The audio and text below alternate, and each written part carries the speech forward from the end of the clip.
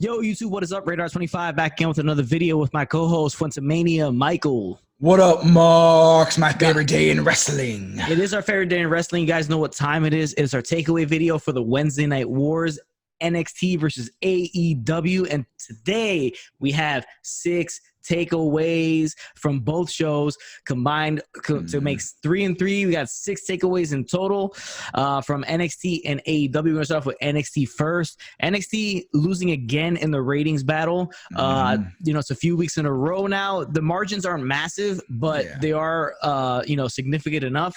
But they are losing, a few weeks in a row. I think it's maybe 4 to 5 weeks in a row that they've lost in the ratings battle. 83 weeks. Here it comes. 83 weeks. And this NXT is coming off the heels of NXT In Your House, which is a very, very good show. Another solid takeover event. And with AEW, they're coming closer and closer as the weeks go by to Fyter Fest. That will be on it will take place instead of Dynamite for 2 weeks in a row. I believe it's July 1st and July 8th that will take place. It's all free. It's all free. It will be on TNT, I believe, or if not, BR Live, but most likely on TNT. Got things taking the same time slot as Dynamite, guys. But without further ado, let's jump into the video. Before we do, I want to remind you guys, drop a like on this video, hit that subscribe button, notification bell so you guys aren't missing anything that drops. Follow the Instagram, the Twitter, the Mixer, and the Twitch for the live streams. All that stuff up on the screen right now. Appreciate you guys for watching. Let's jump right into our takeaway video. 6 takeaways from the Wednesday Night Wars NXT versus AEW.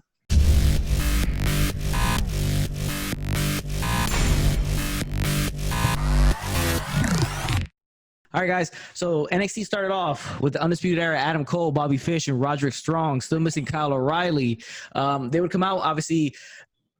Adam Cole is still the NXT champion after he defeated the Velveteen Dream in that backlot brawl at In Your House. Now, he would come out to say that obviously he's the greatest champion of all time. We've heard this before. His reign continues. As he is. NXT history. As he is, yeah. In NXT history, he's probably the greatest of all time because of the run that he's been on. His streak continues, and he says, obviously reinforcing the fact that Velveteen Dream can no longer challenge him for that title as long as he is wearing it. So he would have to lose it for Velveteen to try to win it again. The segment was what it was. It's just him touting it more and more, but what he ends up doing is calling out Dexter Loomis because obviously they have an issue with Dexter Loomis in the Undisputed Era. Remember in the backlot brawl, you saw him attack Roddy Strong and Bobby Fish, put him in a trunk whatsoever. For 12 hours they were stuck in 12 hours. 12 hours. And Roderick Strong was completely paranoid the entire night. Yes, this is the most interesting thing and the best thing about this whole beginning segment. That's all we're really going to want to cover real quick is that Roderick Strong kept seeing Dexter Loomis in the crowd, and they kept cutting the cameras to make it seem like he was imagining he was there. But I thought it was super funny. I'm a big Dexter Loomis guy. I really love everything. Just him staring at everybody and him staring and all that stuff. But that was pretty much it. It was just filling up time, setting up the match. The main event would be Adam Cole and Dexter Loomis. Next thing on the show was the mixed tag team match. Johnny Gargano and his wife Candice LeRae versus the Garganos, the Limitless Keith Lee and Mia Yim. Bask in his glory. Yes. This was actually a fun mixed tag match. Most of the time, mixed tag matches aren't that great. But it wasn't super mixed because both genders ended up at least getting some contact with each other. Now the ending was interesting. Candice LeRae's laying on the ground. Keith Lee standing above her. Here comes Johnny Gargano. Kicks Keith Lee, knocks him down. Keith Lee falls on top of Candice LeRae, knocks her out unconscious. It's a lot of weight to land on somebody like that. Somebody so small. Then he's compassionate. He picks Candice LeRae up like, oh my God, what have I done? As a gentleman, as he should. Yes. And then the husband of the woman that he is carrying decides to roll Keith Lee up while he has his wife in his hands. And a win's a win, man. Candice LeRae gets launched out the ring. They get the win, Gargano and LeRae. And the funniest part about this was Gargano celebrating with his lifeless wife, just kind of holding her up and like ragdolling her. High, she was unconscious. So it's a funny heel moment from Gargano here, not really caring more about the win than his wife itself. But they get the win. Gotta do what you gotta do to get the win, man. Gotta do what you gotta do to get the win. We'll see what happens here. Hopefully, they don't do too much 50-50 with this whole scenario, and that's it. Well, so far they are, so we'll see where it goes. We'll see where it goes. Hopefully, it's not. Next thing on the show, guys, was local competitors versus Indus Sure, that massive tag team with Malcolm Bivens as their manager, Mr. My guy Bivens. Poor man's Teddy Long. For sure. And this year just demolished the shit out of this team. The one guy didn't even get tagged in. He's got his ass beat on the really quick, knocked off the apron. That was into him, but they got destroyed. Obviously, in this shirt gets the win. They're gonna build this team as monsters, obviously monster heels. Let's see where they end up going. Next thing on the show, and it's gonna be takeaway number 1, and it's very interesting because it was an interview with Ruiz Ango. And I thought it was super interesting because it was Ruiz Ango talking seriously about their gimmick and the fact that when they were on SmackDown as the Fashion Police, that they said that they were too much into the comedy and the entertainment angle, and they're lacking. They really lacked in their ring work and taking them as believable. But basically, the creative team fell in love too much with the skits, the Fashion Police, and didn't really portray them as like a legitimate tag team to be worried about. We love those guys. They were hilarious to us. Tyler Breeze has always been so goddamn good in the ring. You just always thought that he'd be a bigger star than what he came out to be. And they got typecast with that gimmick. We love the gimmick, but they went way too far. They kind of said that we took it way too far. That we're still going to be entertaining because the fact is you want to entertain the crowd, but you still got to once the bell rings, it's got to get serious. And they kind of like threw that out there, and they definitely said that they were going to be more serious once like the second bell rang, that they were going to dominate teams. And I like it. I want to give them the titles. I know it's like super rushed. They just came back like a week ago and like they won the first contender match, the more contender match, and they're just gonna become tag team champs. But they're fun, man. They're entertaining. We love them. Like they're fucking hysterical. Like but they can really go in the ring. Both guys can go in the ring. They have fun matches. Fandango maybe sometimes not the greatest in the ring. I don't know. So he's still out there for him, but Tyler Breeze, he's decent in the ring, but Tyler Breeze is obviously the real the workhorse of the team. Workhorse of the team, and I want to give them a strap, and I want to give them the run as tag team champions in NXT. I think they can elevate teams, and they can make entertain us, and that's really what we want in wrestling, is to be entertained, and those guys were super entertaining. Yeah, so obviously right now we know last week they became the number 1 contenders when they returned onto the scene. Now that match will take place next week, the tag team title match. Now I don't think they're gonna win, but what I do see happening coming off the legs of this promo that was very talking about they're gonna take the in-ring work seriously. Obviously they're gonna entertain, be funny, still come up with the crazy costumes and all that stuff because that's their shtick, that's their gimmick. But I think this match against Imperium is gonna be them seriously taking it to Imperium. I think they will lose, but it'll be such a hard-fought fight match that will really elevate them as like a legitimate tag team, and people will see them more as a legitimate. I don't think they're gonna win. If they do, it'll be a hell of a surprise. But I feel like they're gonna win. If they don't, I think either way, it will be a hell of a match. Them really taking it to Imperium, and Imperium being caught off guard by how hard these guys are taking it to them and how seriously they are, and how proficient Ruiz Ango themselves as a unit are in the ring as a tag team. I think that's the way they're going to work it, to really establish Ruiz Ango as a legitimate contender to be tag team champions. Because before that, they were always just like the gimmick, and everything else was like not really there to take them that seriously. Yeah, I don't know. I still think the costumes, they're going to come out with different costumes every time.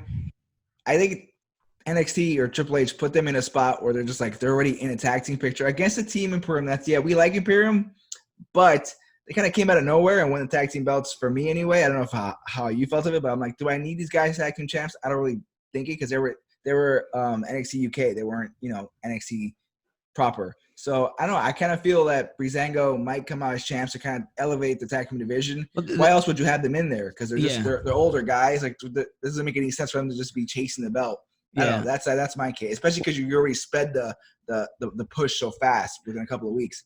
Could be, Imperium or Emporium, the way Tyler Breeze called them, mistaking it from which I like better. And whatever their names are. Well, it could be interesting because they could have just been as the transitional champions to take so they can get Matt Riddle off of NXT and move him to SmackDown. Yeah, they could have done that. Been the reason why they took him, and this could be transitional champions. It gives Ruiz Ango the title. Let's see what happens. That match will take place next week, and I'm excited to see what will happen because we're big fans of Ruiz Ango. Both guys just seem like cool guys in real life, fun dudes. So hopefully, it all works out for them and they continue to stick around. You look at it, how long Fandango has been in the company. They talked about his first match at WrestleMania. They didn't say who he beat against obviously a wrestler that will be who's on the other show, but so he's been around for a long ass time, so we'll see how this goes, guys. But that is takeaway number 1 of the night. Next thing on the show, Finn Balor versus Cameron Grimes. Balor wins, obviously. I'm not a huge fan of Cameron Grimes' gimmick.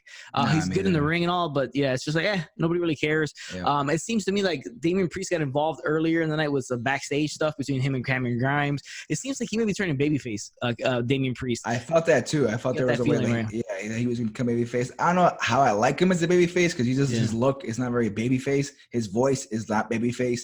Nothing about him is really babyface. But we'll see. Maybe that was just kind of like making Cameron Grimes more of like a joke because like they did the thing where Regal off the iPad, which I can barely hear what he was saying because he was off an iPad. With the two ladies there. I don't know. It was whatever. But Finn gets the win. This might just keep Finn relevant and doing stuff. I think he may go after the North American title after this. We'll see. I don't know because there's a huge Gargano Keith Lee thing going on right now. So I don't even see that coming. I don't know how long that's going to last. We'll see what happens. We'll see where Finn goes after this. Guys, next thing on the show was Dakota Kai with Raquel Gonzalez versus the very, very small Casey Catanzaro. So small. She's so small out there. Gosh, looks like looks like the same size as Marco Stunt. Maybe smaller than Marco Stunt. That's saying fun size Marco Stunt. Size difference was crazy here. But Dakota Kai gets the win, and after the match, she does say she's coming for the title. So she may get a title shot soon with Io Shirai. Yeah. So we'll see how that goes. And Kaden Carter came out and helped her out, and there was a Kaden Carter. Yeah, they came out to help Casey Catanzaro. But Raquel Gonzalez dropped her. So we'll see where it goes from there. Maybe some tag team matches can happen from these two. From these four. We'll see what happens. Guys, next thing on the show, takeaway number 2 of the Wednesday Night Wars. And it is Hijo del Fantasma is there celebrating the fact that he's the new the interim Cruiserweight champion. Comes Cruiserweight champion. Yeah, he basically says like 2 words and then Drake Maverick interrupts him. So Drake Maverick signs to NXT. He comes out and says that now his mind is clear. He doesn't have to worry about, his job being on the line, that he wants a rematch against Hijo del Fantasma for that Cruiserweight championship. Looks like Hijo del Fantasma agrees. He says, see.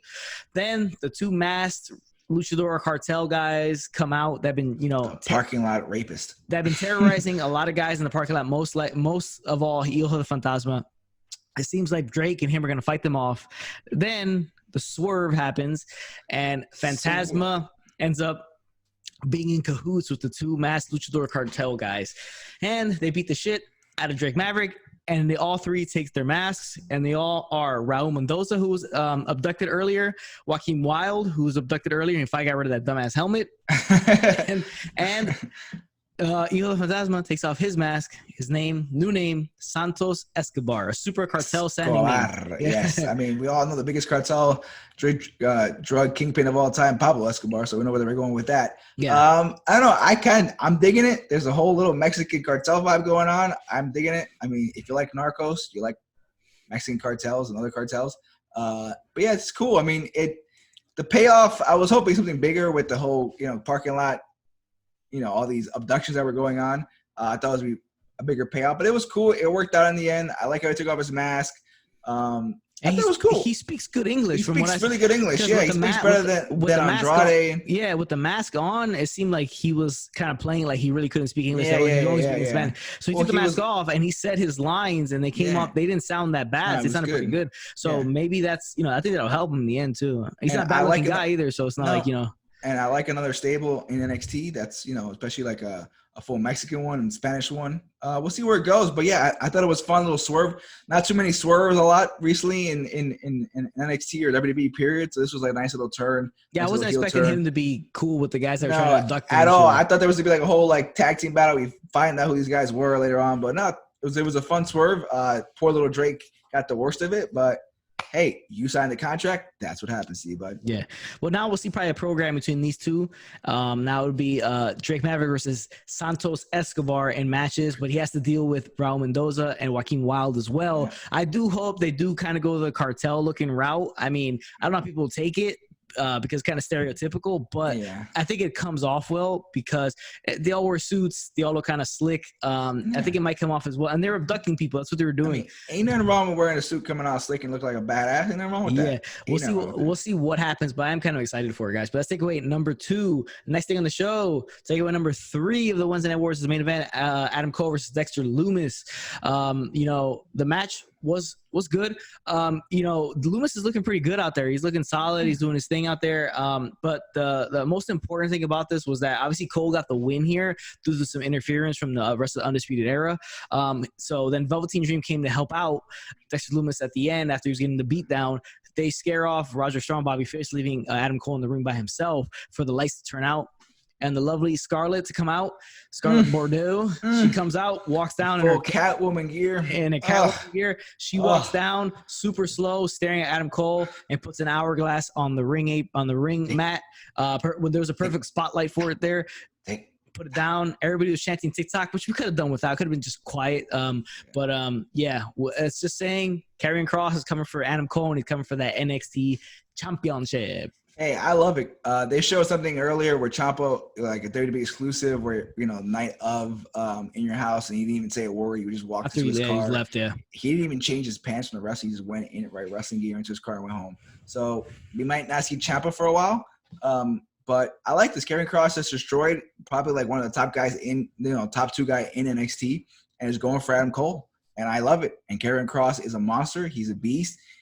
He might be the guy that maybe that they were going to position to dream, but just the way this gimmick is working with Karrion Kross and Scarlett and the whole just awesome intro and everything's just so popping circumstances and fun. Like, let's give him the belt. Let's give him a run. I think Karrion Kross is going to win the belt. That's my throwing out the world. I think so too, because I think if he goes challenges for it, in the immediate future and loses, it'll do the same thing that happened to Lance Archer. Exactly. Monster came in and then got the big match, lost it, and then been off TV just in the background for a little bit for the past 2 weeks on AEW. So yeah, I think Karrion Kross, if he's gonna get the shot, should win it. And you just hot shot him like that and see how it goes. And then you could have him, if it's not working out, have him drop it to Dream. And Dream champion. Or Keith Lee, or I don't know. We'll see. Or back to Ciampa. Or back to Ciampa, or Gargano, Which I kind of would like to see Ciampa as champion again. So let's see how it goes. Maybe they do triple threats because Ciampa's still involved somehow if he does come back. If not, Karrion Kross, I think should be the one to beat Adam Cole. If Velveteen was not, they didn't make the call with Velveteen, make it with Karrion Kross. I like it. I mean, if you got Scarlett on your side, I mean, come on, just give him the belt. I want more screen time. With Scarlett and the belt, the luckiest man in the world. Probably confirm that. So that will be a fact. All right, guys, that is NXT. Let's jump right into AEW. We got 3 more takeaways for AEW for a total of 6.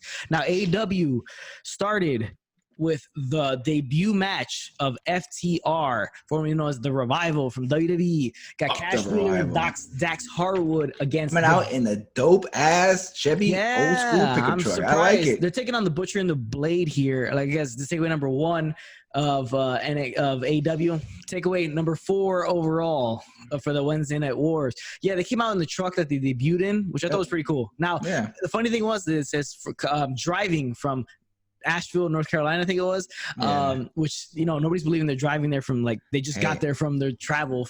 I believe it, man. Kayfabe, baby, kayfabe. I'm believing kayfabe. Everything they do is kayfabe. Yeah, super awesome truck, but they had a good match against the Butcher and the Blade, who are no longer with the Bunny. For some reason, that broke up. Well, the Bunny's with QT. Yeah, QT all over that. Yeah, so this is very solid match. Typical Revival match, cutting the ring in half, doing a lot of, tagging, holding the tag ropes, which is a major thing. People Ross was loving it. Jim Ross was loving that old school NWA style tag team. I love the style of FTR, the way they work their matches. I really enjoy it. To me, it's a lot more enjoyable than the flip, flop, and fly matches, the big spot matches. I think these are just better matches. They make more sense, and I think it leaves for bigger, more impactful moments than just the diving off of something and landing on somebody type of stuff. No, 100%. I mean, diving is when you pick your spots with the crazy death maneuvers and flying all over the place, then it means more. But these guys are keeping it simple. Everything's grounded. Everything's realistic. It's an actual real fight feel whenever they're in there. And it's still entertaining. Sometimes it's more entertaining. If you have another tag team that's Butcher and Blade are a solid little tag team, but they're not anything special. Them against the Bucks, where it's 2 different styles like that, it's going to be a great match. I'm completely excited for it. And I'm foreshadowing because what happens after they win the match? Well, what happens? Obviously FTR win the match. Then Here comes Tony Schiavone, come in the ring to interview them. The Bucks interfere in the interview. They say that they're going to introduce themselves, and they introduce themselves as Matt and Nick Jackson, the best tag team over the past decade and a half. They've been carrying the whole tag team division across the entire world on their back for 10 years and a half. Now I thought about this. I was like, decade and a half. That's like 15 years. I mean, can you name another tag team bigger than them in the last 15 years? No, I mean, it's been a while since the Hardy Boys were really a thing, and Andrew Christian. I mean, that was close to 20 years ago now. So I mean, yeah, they've been going all over the world, winning titles all over the world. So I have to give it to them. But in my opinion, I do like FTR better than like the Young Bucks. I just like the style different, I like the look different. But yeah, that's how it happened. And then the Butcher and the Blade came back in to fight to beat up the Young Bucks while they were doing this showdown. Then FTR helps them out and beats down the Butcher and the Blade. Then here come Adam Page and Kenny Omega, the tag team champions. They come out. So it's just putting, stirring the pot between all these tag teams that they're all in the picture for the, AEW championship. Even though at Fyter Fest, I believe it's Hangman Page and Kenny Omega against the Best Friends. So you didn't see the Best Friends here because they were involved later on in something different, but got to see this. So, it was a lot putting over FTR as like the best tag team there is right now, or one of the best tag teams. I kind of thought they were putting over the tag team division, just how strong it is. Well, they always do. Yeah, they do. But this was like, cementing it. Like, hey, we got the Bucks, we got FTR, we got Kenny Omega and Hangman. We got the best tag teams in the world, all in one company. And tag team wrestling is back. We love tag team wrestling. It's one of our favorite things. And just the fact that they're actually promoting it as an actual. It means something. It's important. It can main event a pay-per-view.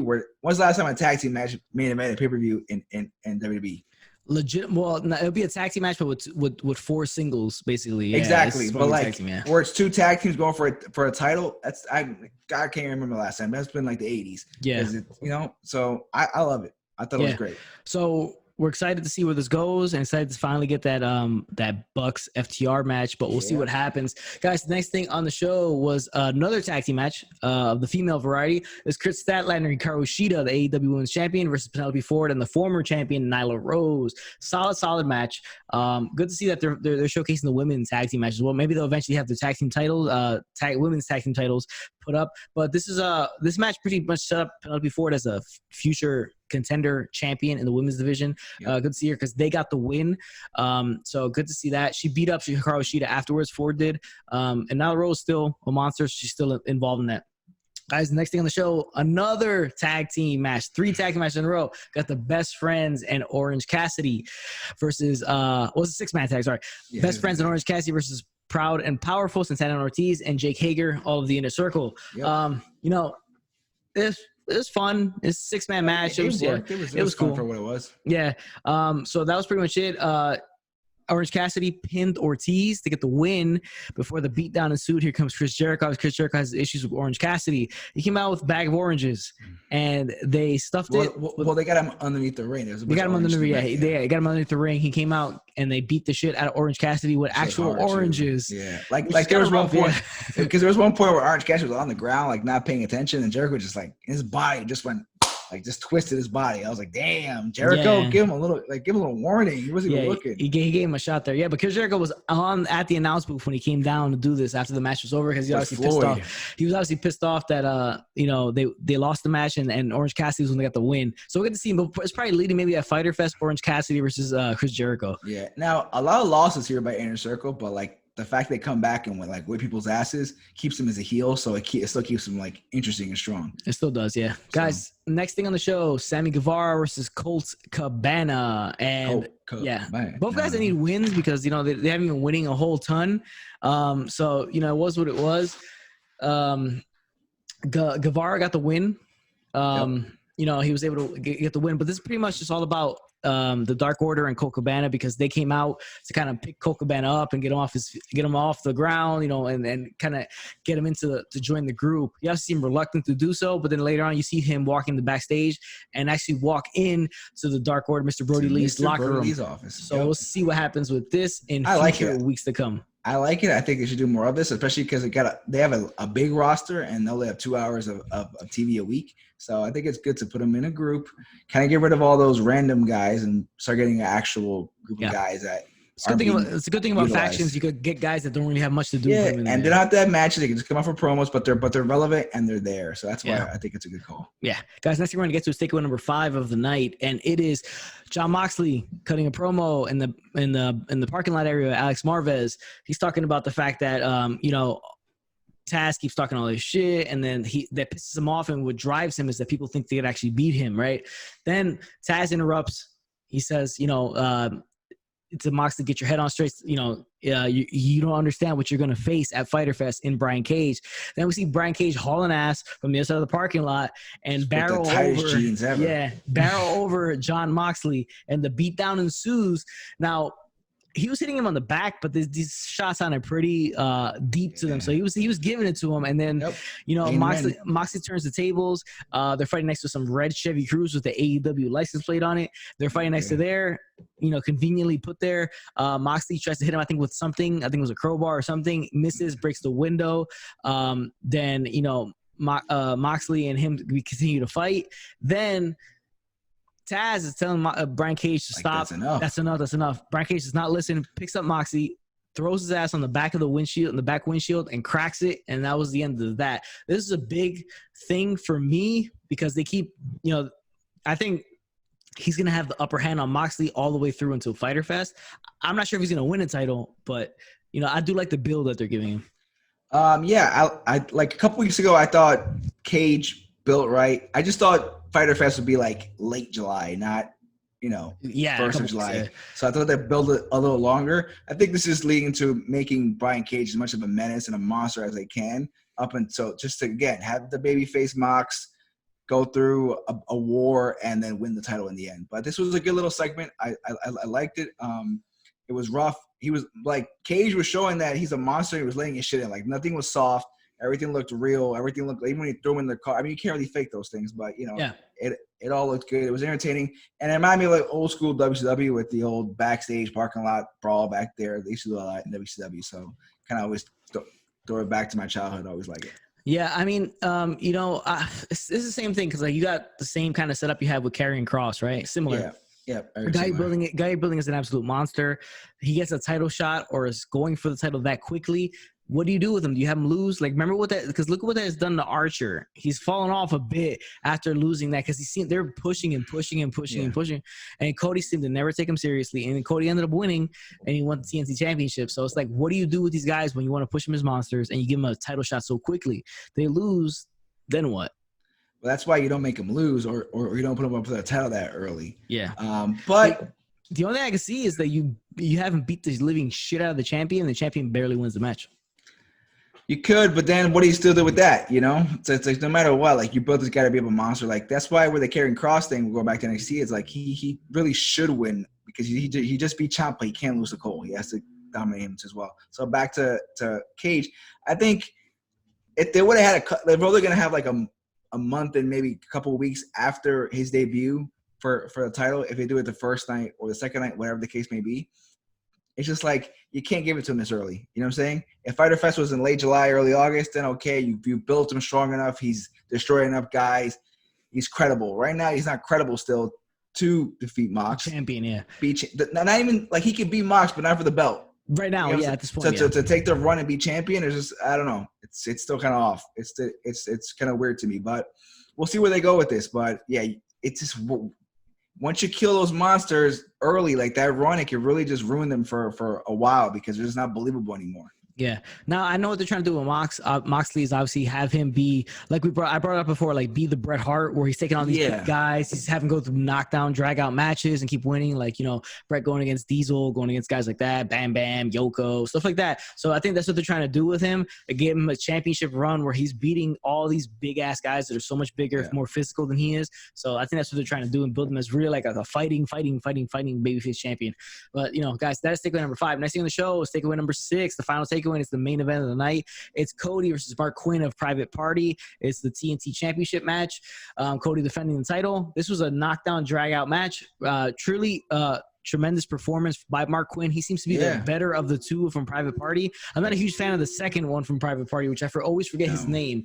But yeah, so this is a tremendous match. But that's not the takeaway. Cody obviously going to stay as champion here. The takeaway is what happens after this match. Cody celebrating the ring. He does the same thing where when he beat Jungle Boy last week, he raised his hand. Sportsmanship, like the baby face on baby face sportsmanship. Yeah, and then we see Jake Hager come out and stare down Cody Rhodes. Now, remember, the Inner Circle versus the Elite, Cody was involved in a lot of it, but he wasn't involved at the end of it. So, they're still having these issues between the Elite and stuff like this. So he comes out, Jake Hager, he gets in the ring, and he starts fighting. Then Private Party, the other member of Private Party with Matt Hardy, because Matt Hardy's kind of like their mentor now. Yeah, they come out and start beating Jake Hager up with chairs. Here comes Santana and Ortiz, Sammy Guevara. Then the brawl ensues. This seems to be the four guys versus the other four guys that have problems with each other. Matt Hardy and Sammy Guevara still have problems after he ran him over. So that's all going down, and it basically just ends up in Fyter Fest. It will be Cody versus Jake Hager TNT Championship match. I'm excited for that match. That's a great match. Hager's been kind of just like been the muscle. He had the match against disappointing match against Moxley a few months ago. Again, I think this is it's more to build Cody into being the fighting champion, being one of the best champs, and prestige the belt. Is he gonna lose to Hager? No, don't think he's gonna lose to Hager. I think he's gonna keep a run going on for a few months, and just be the kind of the carrier for that belt and make it special, because it's a brand new belt, and he's doing that by wrestling every night. Like he said, his schedule is really demanding. Every week he has a match no matter what. So, but that's a good little matchup, Hager versus Cody. That's one to watch. But these going to these open challenges, they does open challenge for the TNT title. It's similar to when John Cena did it for the US title. It brings up guys, maybe not bring them up, but like guys who don't get a lot of TV time or in tag teams, and it lets them shine. So Mark Quinn gets to shine here. Jungle Boy got to shine last week, even though Jungle Boy shined a few times before that. But this is what this does. He's gonna fight somebody next week. They haven't announced it yet, but he'll probably take on a guy and then make him shine too. And that's what this is all about. Same thing they did with John Cena. You got to see him go against Sami Zayn. You got to see him against Kevin Owens, guys like that. Let's build credible stars. Let's build stars, and the best way to do it is put the title on the line and have the biggest star in the company. Teach them the way. Yeah, exactly. The way to do it. Yeah, because once you have a seasoned guy who knows the ropes, knows the how to do everything, know how to work everything, it makes the guys look better. Just makes them look better, makes them more interesting. And they'll be in main event spots. Yeah, sooner or later. Because most likely, if it's the AEW championship not on the line, it's going to be this match, the TNT match, championship match, main eventing each Dynamite. But that Hager Cody match should be fun to watch. That should be a good. And I'm sure they faced back in the day, in the other company up north. Yeah, they probably, I'm pretty sure they have so we'll get to see that at Fyter Fest, one of those nights on Fyter Fest. So every title is being defended at Fyter Fest, so it should be fun. And don't forget, there's a Matt Hardy Sammy Guevara match coming up soon too here, because they've been teasing that. And he put him in the what's Matt Hardy's move called? Keep forgetting his move. Twist of Fate. Twist of Fate. Yeah. Well, Matt Hardy came out to him before when Sammy Guevara had the match against Colt Cabana. He came out and talked to Sammy Guevara, but he went through the three faces of Hardy as he was doing it. So that was pretty interesting, fun little spot that he did there. So that match definitely is going to happen probably at Fyter Fest. Sammy G versus Matt Hardy. We'll probably see Chris Jericho versus Orange Cassidy. We'll see this match through the heavyweight championship match. We'll see the tag team title match. We'll see a women's title match. Will probably be Cheetah versus Penelope Ford, I'm thinking. So we're gonna see that. So Fyter Fest is looking like a pretty solid show. Can't wait for it to come. Double shows. So it's gonna be a double show. I don't know about it being not back-to-back nights and being 1 week this and then you have to wait the next week for that. It's basically just odd. Well, it's odd because they're not putting it on pay-per-view. They're just making it two different Dynamites. They're just Dynamites called Fyter Fest. That's all it is. Yeah, guys. Guys, that's the video for today. Our 6 takeaways from the Wednesday Night Wars NXT versus AEW. Thank you again for watching. Remember, if it doesn't work for you, brother, not do the job. Later, Marks.